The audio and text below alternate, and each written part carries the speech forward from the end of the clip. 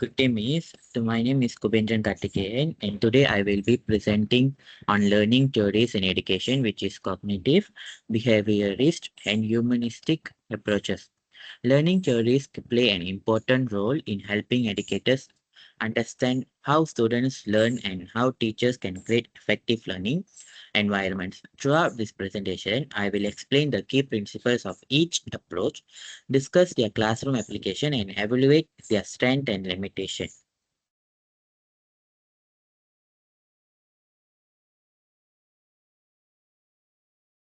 Okay, introduction. Learning theories provide a framework for understanding how students acquire knowledge, develop skill, and respond to different teaching methods. Educators use learning theories to design lessons that meet students' learning and also improve educational outcomes. Among the many learning theories available, three of the most influential approaches are the cognitive, behaviorist, and humanistic approaches. Each approach offers a different perspective on how learning occurs and how teachers can support students' development in this presentation. And I will explore these three approaches and discuss their relevance in today's classroom. Okay, let's move to cognitive approach. Okay, the first approach is the cognitive approach.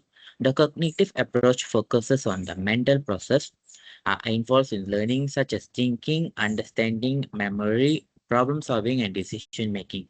Three major theories associated with this approach are Jean Piaget, Lev, Lev Vygotsky, and Jeremy Bruner.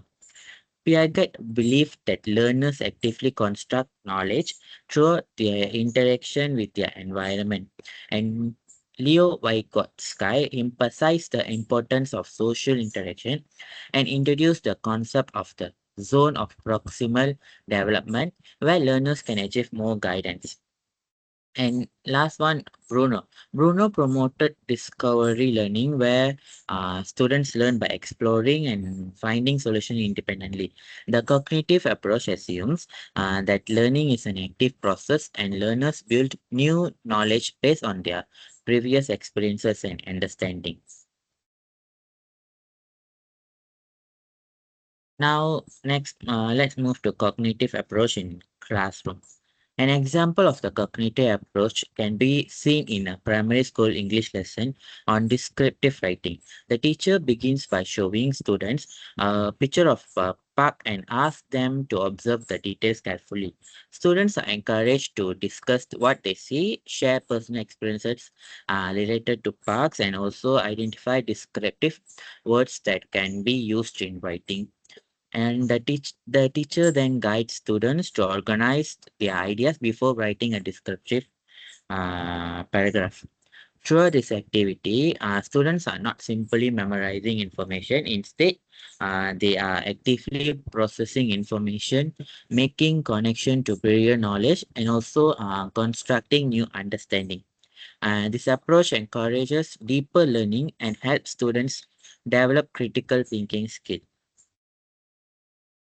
Okay, the next slide is critical analysis of cognitive approach. The cognitive approach offers several advantages, which is one major strength is that it promotes higher order thinking skills, such as analyzing, reasoning, creativity, and also problem solving. Students become active participants in their own learning rather than passive receiver information. However, there are also limitations. This approach can be time consuming because students need opportunities to explore, discuss, and reflect on their learning. In addition, students with limited background knowledge may struggle to construct new understanding independently. Therefore, teachers must provide appropriate guidance and support to ensure all learners can benefit from this approach.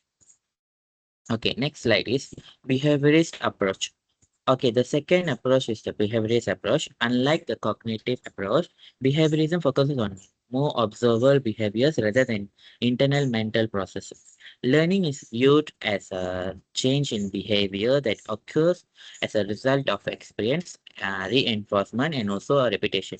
The major theorists associated with behaviorism are Ivan Pavlov, and John Watson and also B.F. Skinner. Pavlov introduced classical conditioning while Skinner developed operant conditioning, which explained how rewards and consequences influence behavior. According to behaviorism, positive reinforcement increases desired behaviors, while negative consequences discourage undesirable behaviors. The approach emphasizes practice, repetition, and also reinforcement as key elements of learning. Okay, next, let's move to behaviorist approach in classroom. Okay, a practical experience or example of the behaviorist approach can be seen in a year 3 English vocabulary lesson. The teacher introduced 10 new vocabulary words and asked students to participate in spelling and pronunciation activities. Whenever students answer correctly, they receive praise, stickers, or reward points. The teacher also uses repetition drills and practice exercises to reinforcement the learning. As students repeatedly practice the vocabulary and receive positive reinforcement, they can become more confident, also motivated to participate. This example demonstrates how behaviorist principles can effectively encourage learning and strengthen desired classroom behavior. Okay, next slide is critical analysis of behaviorist approach. One significant strength of the behaviorist approach is its effectiveness in teaching basic skills and managing classroom behavior. It provides more clear expectation and also encourage students to achieve specific learning objectives. For example, rewards can motivate students to complete tasks and also help them to participate actively in lesson. Um, even though, however, a limitation is that students may become over uh, uh, dependent on external rewards. Instead of learning because they are interested or motivated internally, they may only participate when rewards are offered. As a result, behaviorism should be balanced with approaches that encourage critical thinking and intrinsic motivation. Okay, the third approach is humanistic approach. The humanistic approach focuses on the development of the whole person, including emotional, social, and also psychological well-being. Two important theorists associated with this approach are Abraham Maslow and Carl Rogers. Okay, Maslow developed the hierarchy of needs, which suggests that students must have their basic physical and emotional needs met before effective learning can occur. Carl Rogers believes that learning is the most successful when students feel respected, valued, and also supported. Uh, the humanistic approach emphasizes learner-centered education, self-development, and also personal growth. It views students as unique individuals which different interests, experience, and also learning needs. Okay, the next slide is a humanistic approach in classroom. Okay, an example of the humanistic approach can be found in secondary school English project. Instead of assigning the same topic to every student, the teacher allows students to choose a project with a topic based on their interests. Throughout the project, students are encouraged to express their opinions, reflect on their learning experiences, and also set personal goals. And also, the teachers can act as a facilitator by providing support and also encourage them and give them a constructive feedback. As a result, students may feel valued and motivated, which increases engagement and promotes meaningful learning. This approach helps students develop confidence, independence, and also being a positive attitude towards learning. Okay, next slide is the humanistic uh, critical analysis of humanistic approach.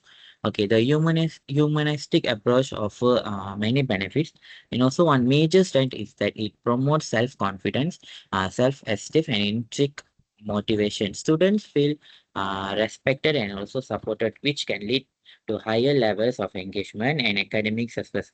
However, implementing this approach can be challenging and also especially in a large classroom. Providing